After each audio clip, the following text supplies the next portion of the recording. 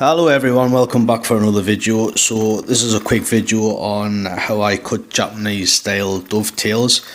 So I have actually already marked everything out that I want marked out, as you can see, because I'm already cutting. I am using a Japanese saw here, and if you look at the picture, that's kind of the pattern I went for.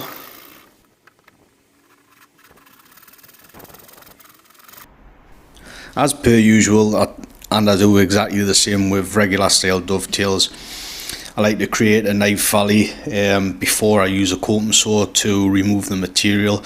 I just find that doing this, it gives the chisel somewhere to sit, so you're not like guessing, you're not trying to get it onto a line where obviously the line is already there and obviously the valley. So this just helps you to get some nice clean shoulders.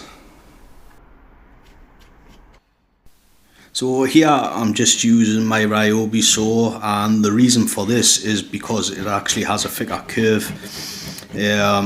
So when I'm using a regular style dovetail, Japanese style dovetail, so the curve is so fine, and I struggle to get my coping saw blade in, so this is why I use this. It doesn't take too much longer. Obviously once that's done, I just start using the coping saw, work my way along the board. As you can see, there's already the V's cut out. Obviously I just do these with the Japanese style dovetails, so those are the nice easy parts. As you can see, these are a little bit more awkward to do.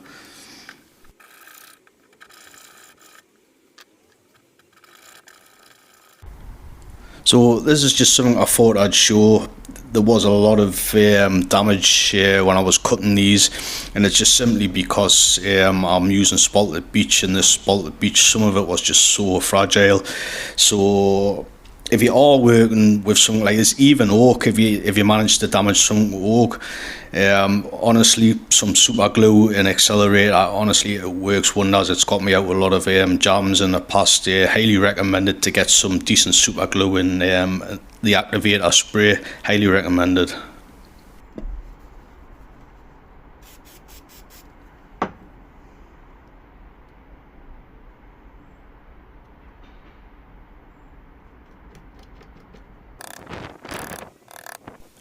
So here I'm just getting all the shoulders nice and neat with a chisel.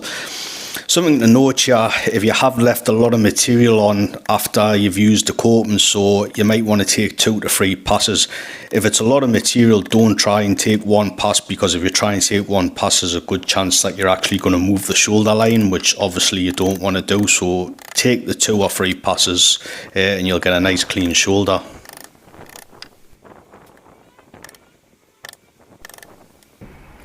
So here I'm just getting everything lined up. I'm just using some 90-degree plywood bracket thingy bobs I built a long time ago. Did I also mention that I actually used to work for Billy Smart's? Because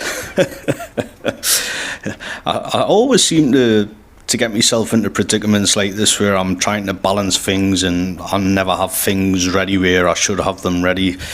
I guess that's probably part of the fun.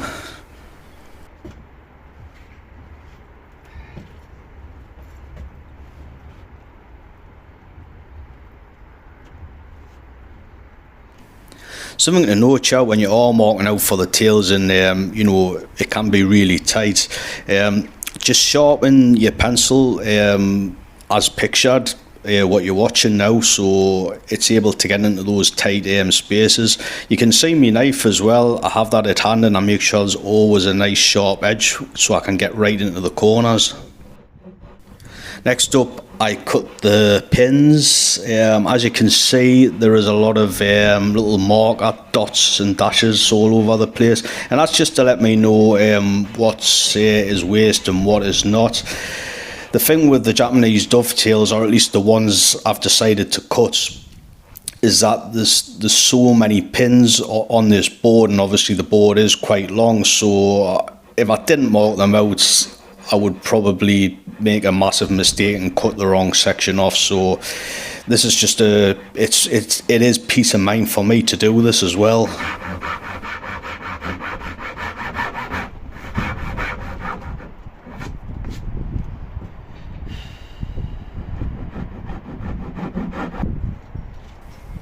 and it's exactly the same again.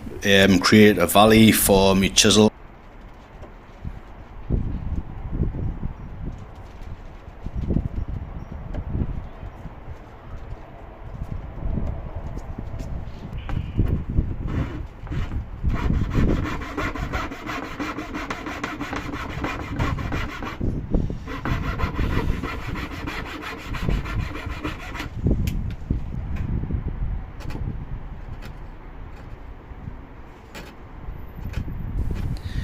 A final clean up of the shoulders before I see if the joint fits and I've done a good or maybe a bad job.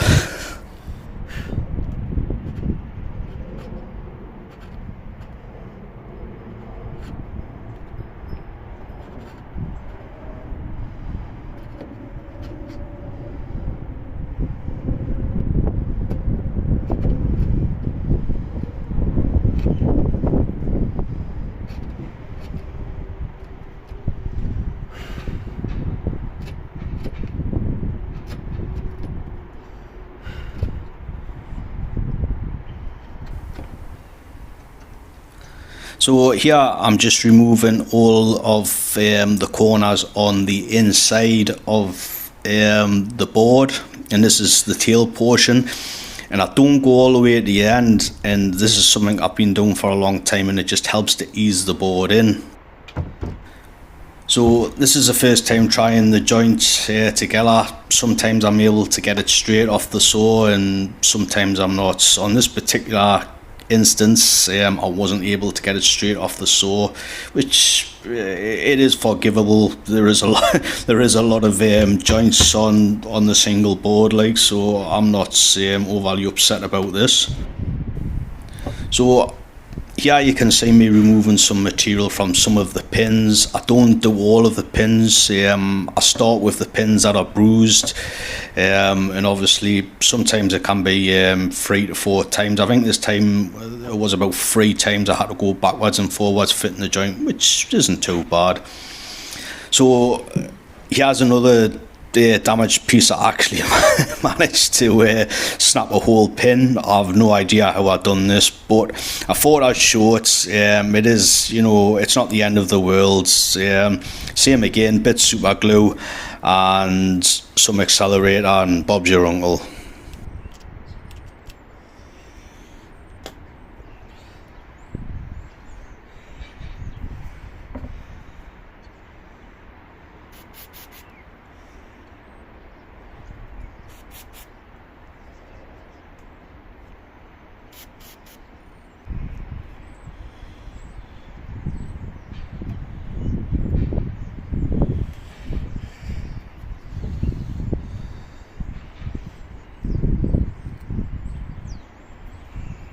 So I did obviously film this on some decking, so when I'm banging and shaking the camera I did have to use a piece of wood and a mallet, so I'm not going to show you that because the camera was just all over the place.